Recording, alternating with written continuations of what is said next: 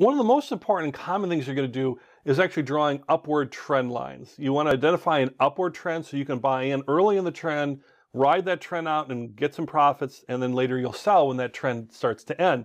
So drawing upward trend lines is very important. So and what you'll be doing maybe all the time if you like doing trading off of trend lines versus, let's say, other indicators, but always a trend line is a strong indicator on its own. So let's take a look at how to draw and how to trade on trend lines. In this lesson, we're going to talk about specifically how to draw and trade off of uptrending trend lines. So when you're drawing an uptrend trend line, that's going to be really your support line, right? You're looking at your lowest lows, and you're going to connect to your next lowest low that precedes a new high. Okay, I'm just going to cover these three bullets real quick. It actually makes much more sense when we look at the graph, so graphically, but it'll make more sense there. But the idea is that as long as new highs are being made, you redraw the line to connect the lowest low before the last high, and then and when prices stop making new highs, then you stop drawing, and you extend that line at the same slope in the future. If anything to take away from it, you're going to draw this long slope line, and it's going to be an upward facing line, and the idea is you're going to buy towards the bottom of, or the early part of the trend, and then you'll sell towards the upper part of the trend, and then in between will be your profit. So this is kind of the specific definition about it, but let's look at the example and how to trade off that to make this make more sense, because that's a little trickier to just talk about it. Let's now actually show you how to do it. So as you can see on this particular example here, we have a starting point. So we're picking kind of that lowest low as a starting point. If we look at, let's say our chart looks like this, we're going to that lowest low, and then we're going to start connecting those other lows, and we're looking at trading ranges here at the bottom of the trading range. We're basically doing it off the bottom of the wicks. You could trade through the middle of the bars, by the way. Just be consistent if you do it that way, but most people, almost everyone does it this way, where you're looking at the low of the lows, and I prefer it that way, and that's how I'll demonstrate it, but it doesn't mean you're wrong. Just whatever. If you want to go through the middle of the candlesticks, just make sure you're consistent. So as you can see, I've drawn this line and I've connected these lowest lows. And so if I start at the bottom left where that blue line is, you can see the lows approach it like 3 times, right? That first kind of red long wick bar doesn't exactly touch it. Nothing's perfect, but it gets close to it. Then there's another like doji type bar where it's a very small candle body. It's also red, showing that the closest was lower. Barely lower because it has a small body, but you can see that there's a low to the bottom there that comes to the bar, and then we had an uptrend, or an up day, and you can see a shorter wick on the bottom there, but you can see where I've connected those together. So it basically is connected 1, 2, 3 points there, and a lot of people will buy on that second or third touch. That's the idea of when they're buying, and this will introduce us to now our rules around how do we trade around this. So this is how we draw it. Now how do we trade on this? So there's 2 rules around this. One is called the support line entry rule and the support line exit rule. So the support line entry rule says that you buy on the second or third touch of the support line. In this, where I have the arrow here, you can see it's on the third touch of that. It could have been on the second touch or near touch of that support line. That's when you're buying in. You're in an upward trend, you want to ride the upward trend, that's when you're buying in.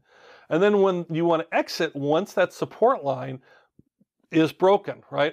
Sell as soon as possible after the low in the range, falls below the support line. That means the trend is broken. You can see it's approached it, but it's gone past it. In terms of the classic support line entry and support line exit rule, you're basically selling as soon as it breaks that blue line.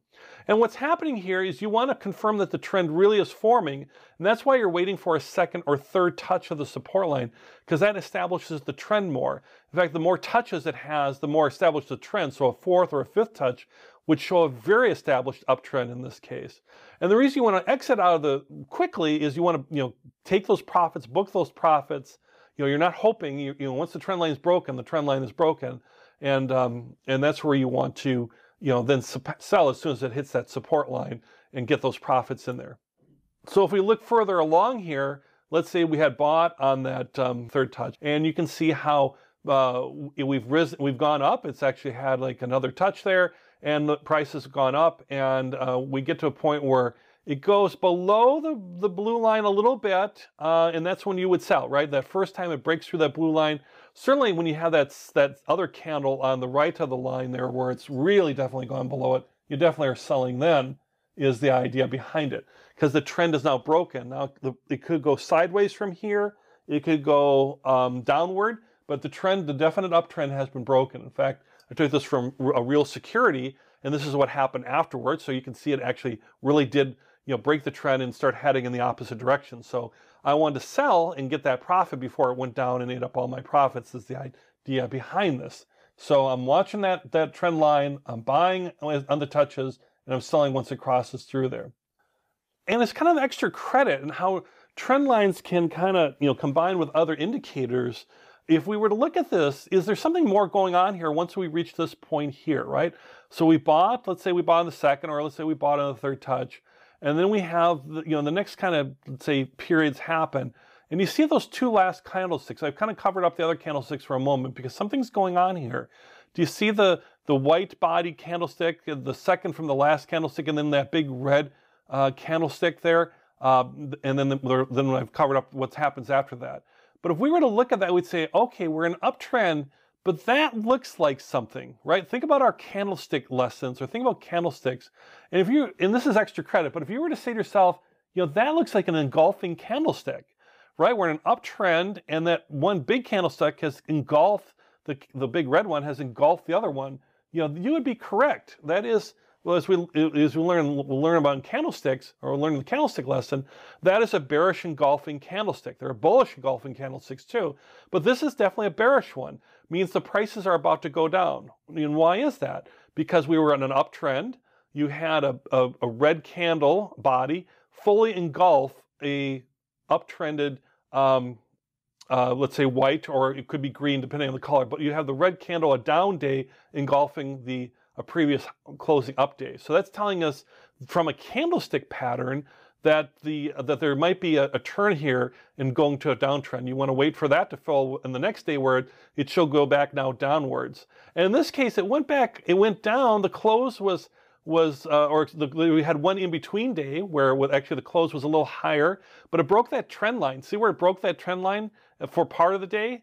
That would have been a sell signal in itself, and maybe we should have sold there. You can sell there. That's the idea of a true support line breakage, that you are selling there. But if you were to wait it out a little bit more, you definitely would have a sell confirmation, because now you've got a red bar, red candlestick price bar. You've got an engulfing, bearish engulfing, and you've got a breakage of the support line. I mean, that's definitely, and if there's anything telling you to get out, that's telling you to get out. And, so that's a little extra credit on this one first, this real one that we pulled from. And then when we look at the pattern after that, you can see, and this is from a real security, you can see that, boy, it went on a real tear downward. Look at all those red candlesticks right in a row there, just down, down, down, and then it reached the bottom and then went back up. But in the week, maybe there's a new trend we can form to trade on that new upward trend to the right that might be forming. But if we look at this, we can see we had a nice little uptrend. We bought in there. We made some profits. That bearish engulfing candlestick was worrisome. Maybe I sell there. Maybe I'm hanging on for the trend line to be broken. But once it is, maybe that's the time to get out. I got a lot of factors telling me sell, sell, sell, so to speak.